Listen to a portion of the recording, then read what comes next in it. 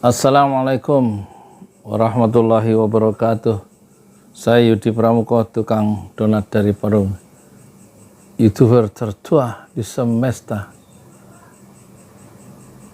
Alhamdulillah ya, matahari masih memancarkan sinarnya, laut masih bergelombang, langit masih biru, angin masih berhembus ke masa depan. Tapi saya lihat Rocky Gerung begitu suram wajahnya ketika JR atau Judicial Review 20% Presidential Threshold 20% itu ditolak ya. Yang diajukan oleh DPD, yang diajukan oleh Partai Bulan Bintang, dan juga diajukan oleh Partai PKS ya, dan baru ini saya lihat bermuram durja dan penuh dengan amarah Rocky Gerung menghadapi kenyataan bahwa MK itu menolak hampir lebih 20 ya pengajuan judicial review tentang ambang batas pencalonan presiden yang 20% itu, yang pasal 222 Undang-Undang Pemilu itu tetap konstitusional menurut Mahkamah Konstitusi. Dan menurut Rocky Gerung itu jadi mahkamah konyol katanya. Dan kita memasuki masa otoriter, kata Rocky Gerung. Sementara kata di podcast yang sama, Hersu Beno Point, yang tadi Rocky Gerung official, itu dia marah ya, Rocky Gerung menghadapi realitas politik ya. Dan mungkin dia marahnya itu berbeda kalau dia seorang aktivis politik, tapi kalau dia seorang filsuf ya, jadi marahnya beda. Kalau aktivis politik itu lebih bisa menerima realitas ya, politik yang tidak bisa 100% kita ambil dan juga tidak bisa 100% kita berikan kepada lawan politik. Tapi kalau dalam tataran konseptual, sebagaimana yang diimajinasikan, yang dibayangkan oleh Rocky Gerung, dia harus mendapatkan segalanya pada tataran teoritis, dan itu tidak mungkin ada di dalam kenyataan. Konsekuensi logisnya kita lihat ekspresi intelektual dan juga ekspresi wajah dari Rocky Gerung itu di luar kebiasaan ketika dia diwawancari oleh Hersu Beno Arif. Satu video yang sebenarnya bisa kita pahami, tetapi bukanlah mencerminkan ya, Rocky Gerung secara mainstream yang kita lihat dalam ratusan video tentang Rocky Gerung yang merespon tentang ditolaknya judicial review yang diajukan oleh DPD kemarin hari Kamis, diajukan oleh PBB Partai Bulan Bintang, betul-betul memukul ya, hampir membuat Rocky Gerung itu limbung dan tersungkur di kanvas sejarah politik Indonesia modern. Tampaknya dalam perspektif lain, dalam perspektif Yusril Iza Mahendra, ditolaknya 20% itu dan dianggap sah, tetap sah, dan pengajuan supaya pasal 22 itu dihapus sehingga menjadi 0% PT atau Presidential Threshold itu membuat Yusril tidak memiliki kata lain kecuali menganggap Mahkamah Konstitusi MK menjadi pengawal oligarki. Tetapi dari Mekah, siapa itu, Lanyala Mahmud Matalata, ketua DPD, yang juga ditolak pengajuan judicial review-nya tentang President Threshold yang 20% supaya digugurkan, ditolak oleh Mahkamah Konstitusi. Tentu kemarahan juga tampak dari bumi Mekah, yaitu dari celah-celah bibir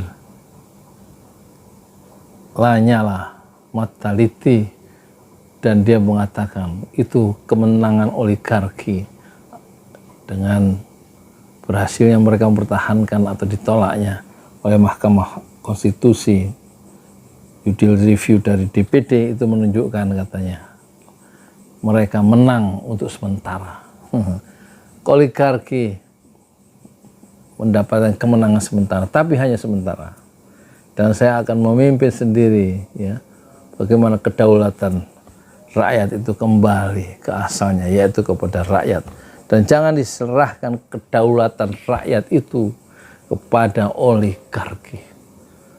Kalau kalau judicial review 20% ditolak, ya lebih baik bubarkan saja Mahkamah Konstitusi, kata Lanyala Mataliti waktu seminar di Jogja, di Solo yang diadakan oleh Mudrik itu, siapa tokoh senior P3 di masa lalu itu. Jadi yang kecewa tentu adalah Mataliti, Lanyala, Yusril Iza Mahendra, dan kemudian sebagai ketua PBB Partai Bulan Bintang, dan juga adalah Rocky Gerung sebagai pembela hak asasi manusia dan pendukung demokrasi yang sejati. Tetapi menurut saya, kita sebagai orang kecil jangan semua dilihat ya dengan kacamata politik. Kata Haji Agus Salim dalam bukunya 100 tahun Agus Salim, kalau semua kehidupan itu dilihat dari kacamata politik, kita ruwet kan ya. Banyak, lihatlah polisi katanya. Kata Agus Salim ini, lihatlah polisi. Dia mengatur lalu lintas dengan tertib. Kehidupan itu sebenarnya tertib katanya. Padahal kita tahu Haji Agus Salim adalah siapa? 21 tahun sebagai aktivis politik Sarekat Islam bersama Cokro Aminoto, satu partai Islam terbesar di era Belanda. Zaman Hindia Belanda, dan mereka berhasil mengembangkan partai politik Islam yang besar sebelum kemerdekaan. Dan kemudian dia dipecat oleh Sarekat Islam Agus Salim, dan tahun 36 mendirikan partai penyedar yang tidak disambut oleh masyarakat, dan kemudian akhirnya dia tidak berpartai dan melahirkan generasi baru pemimpin bangsa sebagai kader-kadernya seperti Kasmal, Singo Dimejo, Muhammad Natsir, Buya Hamka, Muhammad Rum, dan banyak lagi. Dia menjadi bapak bangsa. Dan dia bilang, Haji Agus Salim, jangan semua sendi-sendi kehidupan itu dilihat dari kacamata politik. Bikin runyem katanya. Saya sendirian ini di rumah. Yang lain pada beli bakso, ya. Sendiri kita hidup ya, anak sama istri pada keluar. Saya sendirian ini. Jam berapa ini? Jam 8:05 pada pakai motor di danau desa wisata itu, pada mau kamu makan bakso. Saya sih nitip es ini aja, sop buah. Jangan pakai susu, aku nggak doyan susu. Jadi kita hidup ini sendiri kayak saya ini, dilahirkan sendirian, gitu, tanpa teman dari perut ibu kita. Kemudian kita mati sendirian. Kemudian kita dihisab, dihitung amal kebaikan kita, keburukan kita dalam mizan, dalam timbangan yang gaib itu. Sendirian, kita menghadap Allah sendirian, ya. Oleh karena kita akan menghadap Allah sendirian, maka bertakwalah kepada Allah, jagalah Allah. Nanti Allah menjaga kita. Allah pelindung kita di dunia, dan Allah pelindung kita di akhirat. Allah Tuhan di dunia dan Tuhan di akhirat adalah sama, yaitu satu, Allah. Saya Yudi Pramuko, tukang donat di Parung YouTuber, tertua di semesta Fasbir Sabr Jabila. Bersabarlah dengan kesabaran yang indah. Assalamualaikum warahmatullahi wabarakatuh. Ya, inilah hari kerja ke-150, sekarang hari Senin ya, tanggal 4 Juli 2022. Masjid 6 Syuhada, Pesantren Tahfiz Al-Quran, Mojolali.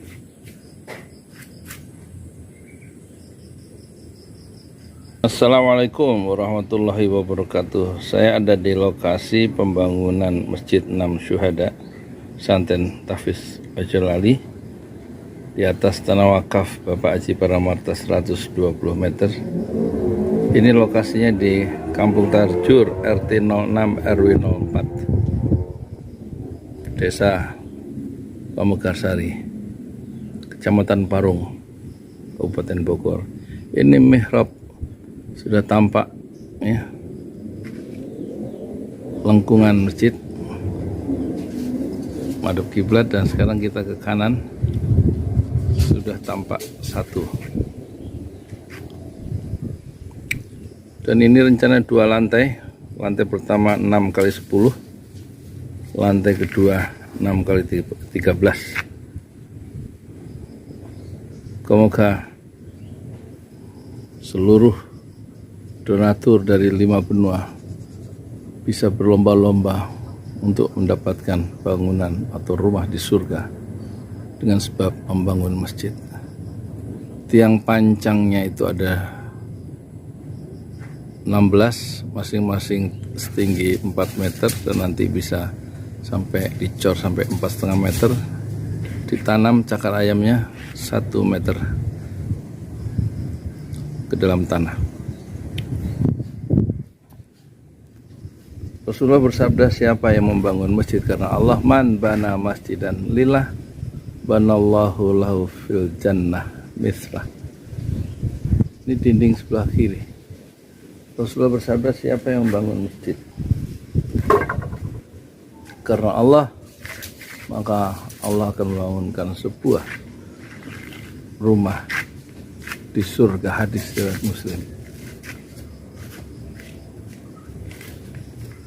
Sekarang mencapai hari kerja ke 150.